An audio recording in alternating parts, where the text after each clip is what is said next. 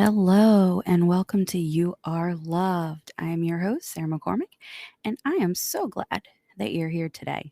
So, today,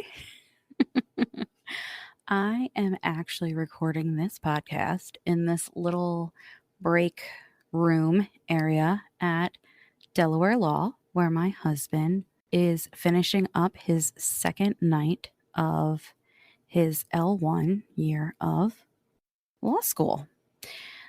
So sometimes I get ideas of what I want to talk about, and I don't have my podcasting equipment with me, and then I have to wait. And sometimes I don't like to do that. So I brought it with me tonight because this is the fifth night that I have been here with him, because me coming with him makes him feel better. So I wanted to talk a little bit about that today. So tonight, I was lucky enough to join a Zoom meeting for the Montgomery County SISM team. So that is what I want to talk about today, because I love you guys. And if you need help, I want you to feel comfortable enough to reach out for help. So, what is the Montgomery County SISM team? I'm going to start there. So it's the Critical Incident Stress Management Team. And essentially what this team does, from my limited knowledge, is when there's a big incident where first responders, so fire, EMS, police, might need to talk about what they experienced, where it might have a negative impact on them. It may pretty much, they're just there that if you need to talk to someone about what you experienced, you can. And if after talking to them, they decide that you need to talk to someone else, they'll help point you in the right direction. So a few weeks ago, my husband responded to a call. He is a police officer, in case you didn't catch that, or this is the first episode you're listening to. He is a police officer, and he this past year had to go back into patrol. So he was a desk officer in their operations support department. So essentially what he did was he would approve reports, he would fulfill report requests, he would issue badges and credentials. He sat at a desk for 8 hours a day and did desk work, and he loved it. And he was really, really, really good at it. And then the beginning of this year, he was medically disqualified from his job. When he worked to get back and reinstated in his job, they decided that they were going to move him to patrol. And that didn't really sit well with him, but he figured that he would give it a shot and try it out. So in March, he started back in patrol. Wasn't even there for 2 full days when he was put out, injured on duty. We are currently fighting to get his sick time back for that. And then he just kind of bounced around. He was put on like 4 different shifts in 3 months. So things have been getting more difficult for him. He was getting more anxious, more nervous about going to work, especially because he didn't know how he was going to be able to work and do law school at the same time. He had asked for them to switch his shift so that he could go to law school in the evenings, because when he first planned on going to law school, he wasn't in patrol. So that was weighing on his mind. He's the only breadwinner of the family. And so we were just trying to figure out what was going to happen. So about a week before law school started, he was on a call. And it wasn't even a particularly bad call. It was just a call that he didn't feel right afterwards. So he came home from work and I was talking to him. He actually came home early that day because he had switched his hours so he could teach CPR. And he came home and he's like, I don't want to do it anymore. I do not want to do this anymore. And I'm thinking, well, you gotta, because we need money, because you're the only one who makes money. And you gotta, because you're the one who holds the insurance benefits. And I'm on a medication that's almost $23,000 a month. And your insurance plan is amazing. So, like, no, not an option. So he took Thursday off because this happened on a Wednesday. He took Thursday off. And then Friday, he decided that he would try to go to work. Well, mainly me and his mother told him, "You're going to work." Like, no question about it. You have to go to work. We financially cannot afford you to not go to work. So he went to work, parked in a parking spot, and could not get out of his car. I can't do it anymore. I can't go in. I can't go into that building. There is nothing that will get me out of this car to go into that building to work. Nothing. So he talked to his mom, and his mom goes, "Okay, come home. At least you tried, and you can't go in, but something's going on because that's not a normal response from you." So we made it through Friday. He got up Saturday morning. He comes in and he goes, "So I forgot about this thing that my work has. We have these like peer support people, and you can talk to them and they can help you if you're having a rough time after a call. So I think I'm going to do that." So he knew who the peer support person was for his division. So he thought he had texted them, but after going back and looking a couple days later, he must have thought he texted him and didn't. So he wound up texting him again. I don't remember the exact order of events and how everything happened, but he wound up not going into work on Saturday. I had reached out to my friend who's a therapist and said, "I really think that he needs to go and talk to someone because I've tried all of the tools that I know, and this is above my pay grade. We need to find someone who specializes in this kind of stuff." So my friend, being a therapist, went on to Psychology Today, put in a few keywords, and she goes, here's someone that might be helpful. I had a meeting with her, but she didn't, we really didn't jive. And then she goes, "Here's someone else." So we wound up going with the second choice. Randy called. He was like, "Hey, this is what's going on. I need someone to help me with all of this because with everything that has happened this year, I'm full. I'm overwhelmed. I cannot function." So our first meeting with him was on a Thursday. The Sunday before, I had been holding a Bible study, and I had set up weekly meetings for us to get together for 5 Sundays in a row to go over what we had done the week before in the Bible study, because it's more of like an independent study type thing. So it came to the second week, and one person showed up, and I went through my whole Bible study spiel and all of that. She didn't have the books yet because I hadn't gotten them to her because she was on vacation. And then, she works. We've got stuff that's going on, and we just hadn't connected yet. So I just gave her a brief overview of everything. And then we just started talking, which is something that we had done before in the past when she attended my other Bible studies. We would just talk. And we got to talking, and I said, "Yeah, Randy really hasn't been having a good time. It's been a rough time." I said he had a call, and he hasn't been able to go back to work, and he hasn't been sleeping well. And he reached out to the peer support person, but we haven't heard back. And she goes, "Reach back out to them because they should have responded to you within like 12 hours. And if you don't get any help, then let me know and I will get you Michelle's phone number. She'll be able to help you." So I just kind of told her a little bit of what was going on in the past couple of days, that he was being woken up, like he felt like he was falling. Have you ever had those dreams where you feel like you're falling and before you hit the pavement, you wake up? Well, he had been having those types of dreams. He wasn't sleeping well. He was going to bed at 11 o'clock at night and getting up at 3 o'clock in the morning and just not being able to sleep. And so we had chatted a little bit, and she said, "I know that there's services where he works because Michelle set them up there. Michelle did all of the training. So I know that they have a CISM team there because she set it up. So a couple days later, Randy reached back out to the peer support person again.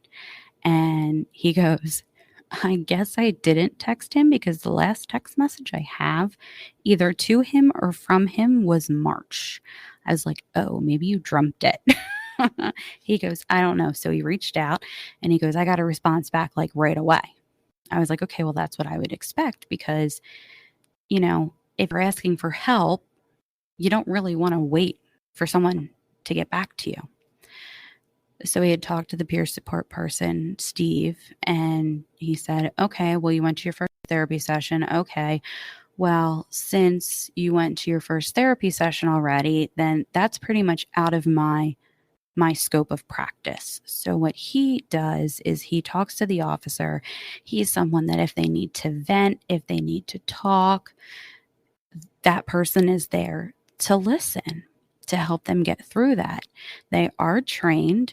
So if there's certain things that they see or certain things that they hear that the officer is saying, almost like trigger words, then they might broach the conversation and say, hey, I think maybe it might be good for you to go talk to someone who has more training than I do.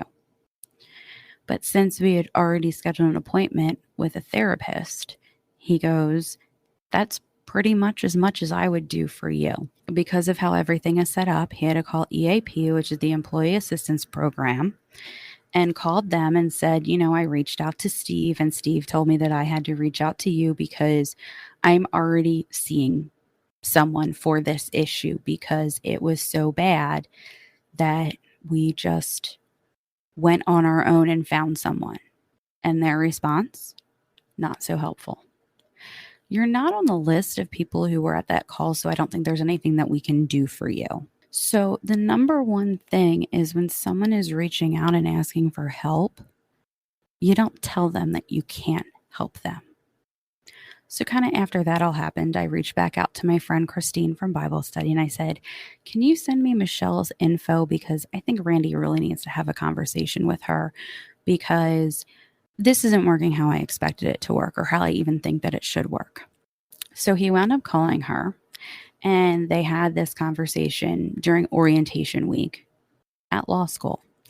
So he comes out and he goes, hey, I got a call from Michelle. I have to call her back. She called me. We were in orientation. I sent her a text message. So, I need to give her a call back. So they wound up setting up time that they were able to chat the following morning and he let her know what was going on. And I am so glad. I don't know who created it, but I am so glad that this team exists because they're there to help first responders. Because first responders see things that most people don't see. Those gruesome things that happen in movies that you're like, that would never happen in real life. That's what they see in real life. They see people at their worst. And I'm just going to leave it there because I could go into detail of the things that I have seen as a first responder. And just think of what you see in the movies and you go, ooh, that's gross. I don't think I would ever be able to handle that. But these people have actually seen it in real life. So this team is there to help officers and firefighters and EMTs and paramedics and all the first responders get help when they need help.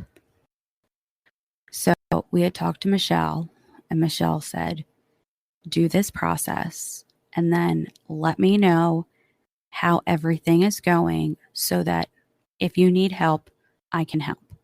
So tonight, I just got off a Zoom call with Robin, who is part of the CISM team. So my friend Christine sent me a text message and said, hey, they're having this Zoom workshop meeting for CISM. It's for people who are the support person for the first responder. So it wasn't really for the first responder. It was for the people that support the first responder. So me supporting my husband. And I said, oh my gosh, this is so perfect.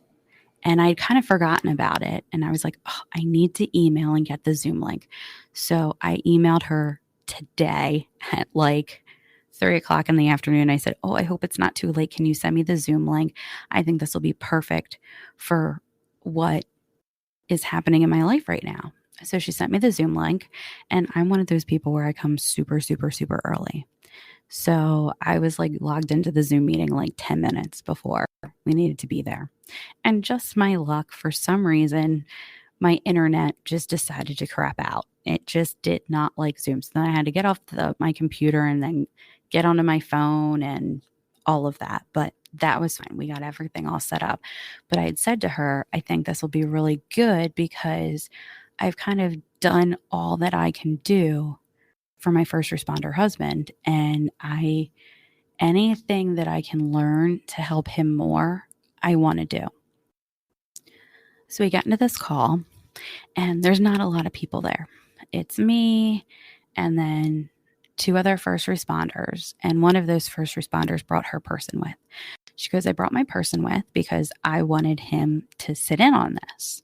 And we got to talk about it. She got to talk about what she did and the things that she notices that happens of her coping mechanisms and how she can not become one of those stonewall people with no expression that just keeps everything in. Because what you'll notice a lot with first responders is they have very interesting coping mechanisms, and they also tend to button things up and not let any emotions in. And from being a first responder, the reason that we do that is because we would not be able to do our jobs any other way. We have to, in our mind, remove ourselves from what is actually happening so that we can get the job done, which is why they always say that it is the hardest to work on people that you know because you know them. Because when you come up on an accident scene, you just think, okay, we've got two people trapped in the car. We got to cut the car apart to get them out. We don't think of them as horrible as this sounds. We don't think of them as specific people. They're just people that we need to save. And we don't make any connection with them because if we did, we would never be able to do our jobs. And I really don't know a better way to explain that than we have to turn off our emotions. Otherwise, we wouldn't have the strength to do our jobs. One of the first responders, the one who brought the person, said a little bit about what was going on, introduced herself and everything. And then I introduced myself and I said, right now, we are actually working with the SISM team to get my husband some help. She had a question and answer session where after we introduced ourselves, we could ask her specific questions. And I said, so for my husband, it seems to be that he got to a certain point where he couldn't handle any more trauma. He was full of trauma. His trauma bucket was overflowing. Because I said, the call that set it off wasn't a particularly bad call. No one died. It wasn't really serious. It was different that I don't know that I have ever come across anyone who has seen this type of call, but it's not like it was a particularly bad call where there were multiple fatalities or they were young children or your typical things that make people break down. And so I said to her, why was it this one that made everything fall apart? Why was this the straw that broke the camel's back? Why was this the one sheet of paper that we put on that made the whole desk fall apart? And she said, what happens is you have your trauma and then you kind of, your body builds a scab over it so that you don't see it anymore. And then another one gets piled on top and another one gets piled on top and another one gets piled on top. And she goes, and eventually you have so many traumas that your brain just can't handle it anymore. And everything comes spilling out. She said a lot of times you have to go back and people will go back to that first trauma they had that started the whole thing. She goes, sometimes it's not even related to a call. It could be something that you experienced in your childhood. And I said, my husband knows pretty much the exact call that it was that started this whole thing when he first started to feel not right. And it was back in 2014. We only had our son, and he was doing a right-of-way check in Lancaster, and there were these two young children playing on the train tracks. They were probably about 18 months and 2 to 3 years old. And we had a son that was 2 years old. And my husband goes, I saw Jake.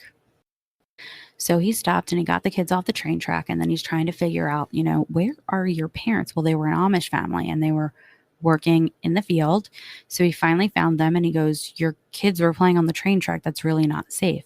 They were thankful that nothing happened and that he was, able to find them and get them off the train track. And they were like, we are so sorry. We were working in the field. We didn't even know that they had left, but thank you so much. Thank God that nothing happened to them. And when he came home, he told me about the call. And I was like, yeah, you're going to have calls like that.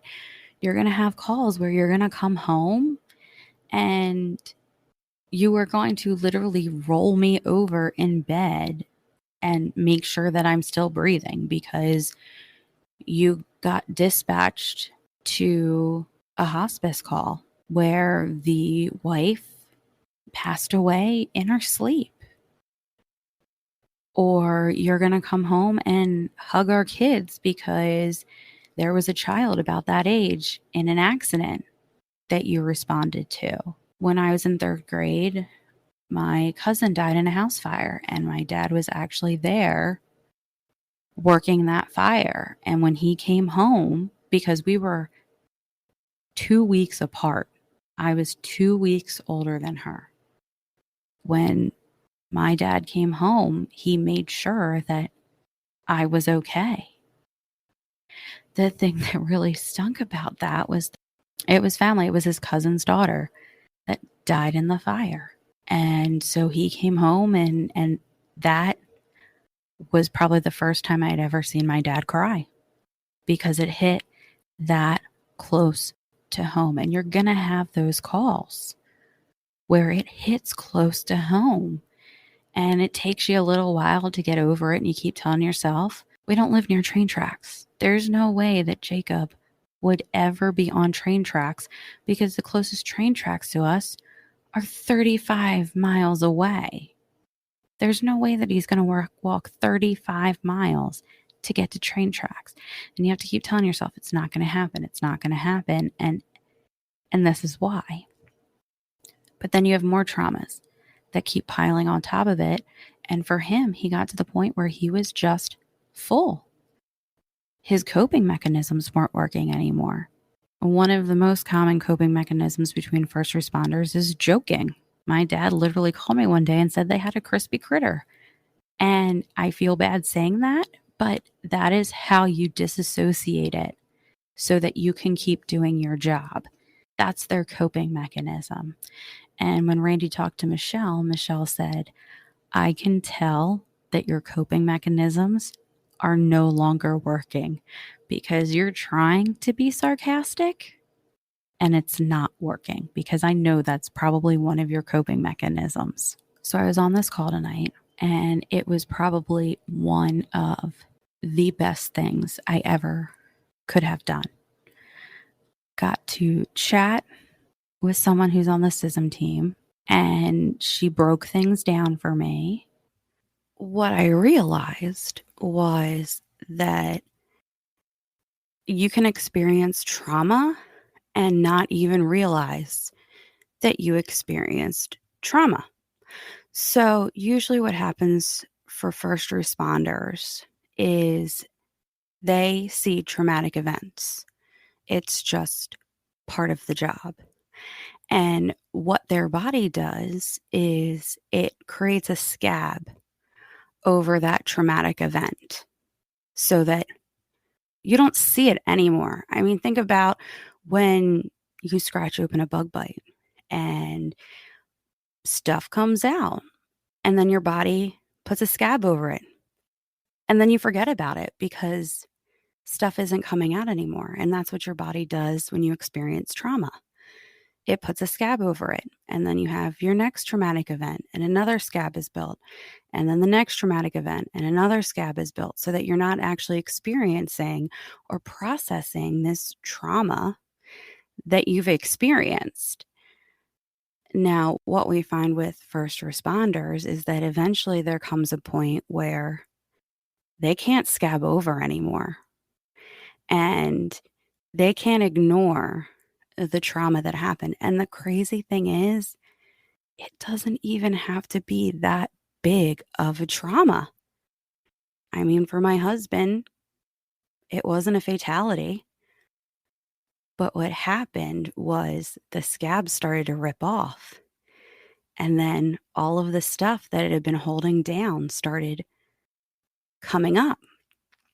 I talked to my friend the other day, and she's on the CISM team too. And she was asking how Randy was doing. And I kind of explained what had been going on and the different analogies that we had gotten. And she said, one of the things that I realized is that when they get to that point where they can't hold their trauma in anymore, it's like verbal vomit. Everything has to come up, and you don't feel better until everything is up. So I think of it like, you go out drinking and you drink too much. So I did that once for my 21st birthday. It was, I think, the second or third time that everybody from the firehouse took me out to celebrate my birthday. And one of the guys, Josh, made me do Jägermeister, and it was a double shot. And Jägermeister just did not agree with me. And I remember getting home and I'm like, I feel horrible. Like the room is spinning and my stomach's upset. And I did my normal, okay, let's hydrate and dilute this so that I feel better. We stopped it while I got my 44-ounce thing of water. And I remember getting home and saying to Randy, I really don't feel good. The room is spinning. Our bed is too high. I can't put my foot on the floor. Everything in me is saying this needs to come out. And I ended up in the bathroom and threw up everything. It was not fun, but I felt so much better afterwards because everything that had been in there came out and it wasn't in there anymore. And I felt better. So that's kind of where we are right now with Randy. The scabs are starting to come off and things are coming back to him. Traumas that he didn't even realize were traumas at the time. Traumas that he had forgotten about for a decade because they were just so deep in his subconscious that he didn't even know that they were there. This is going to be a long road for him. I know it is because he has seen a lot. Firefighter, EMT, police officer, black cloud, whatever you want to call it. I know that he's going to have to go through and deal with all of this. But I am forever thankful for the people that God put in my life who were there when I needed them. And when I think about it, he knew that this was going to happen. And he put people in my life decades ago. I mean, Christine, I've known my entire life. And then she joined the CISM team. And then she happened to participate in my Bible study. And when I messaged her and I said, thank you so much for giving us Michelle's contact information, she goes, I felt a nudge to go to that Zoom meeting. I felt a nudge, and I'm glad that I listened to that nudge because she was the one who got us heading in the right direction.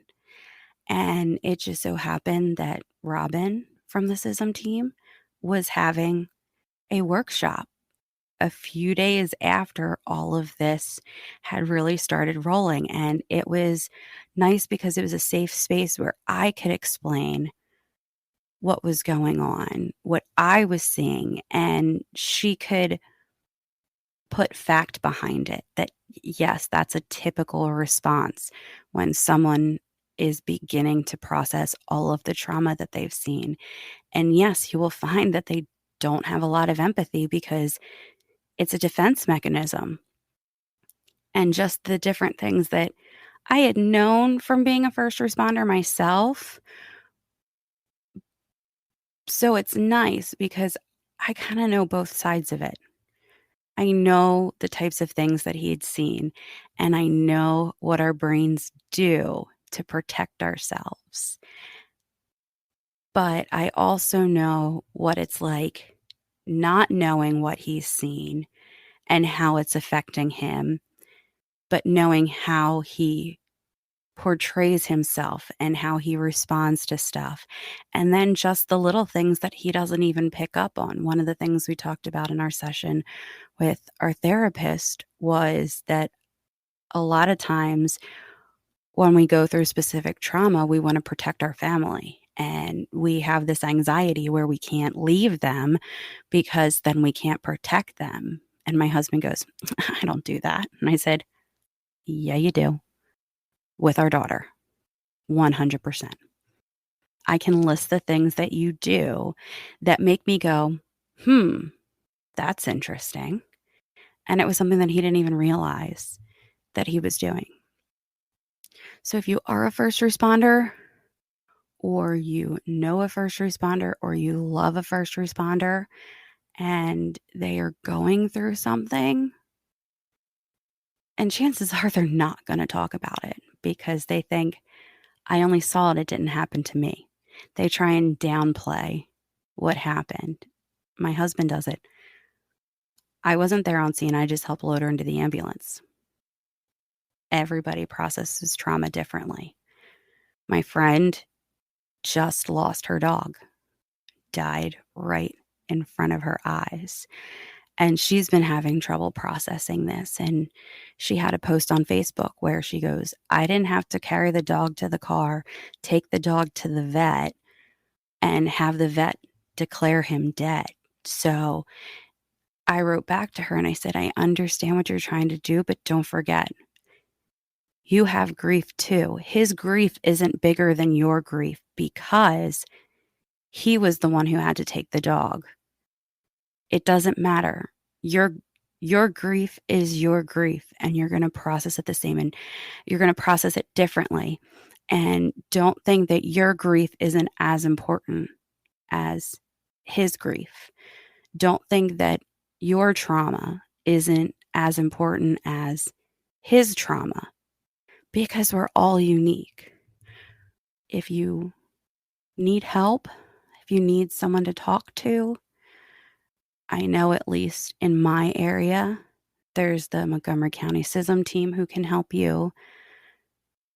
If you really don't know where to start, reach out to me and we'll at least get you started on that path. You can find me at yourlovepodcastshow.com. There's a thing there where you can contact me. So yeah, some really rough stuff that's going on in our life right now, but I know there's a reason for it. And maybe the reason that I decided to do this podcast, and maybe the reason my husband's going through what he's going through, is because there's someone else out there who is going through the same thing who doesn't know where to start. And if you don't know where to start, contact me, because bad things can happen, and I don't want those bad things to happen to you. On that note, I'm going to wrap this up. Thanks for listening.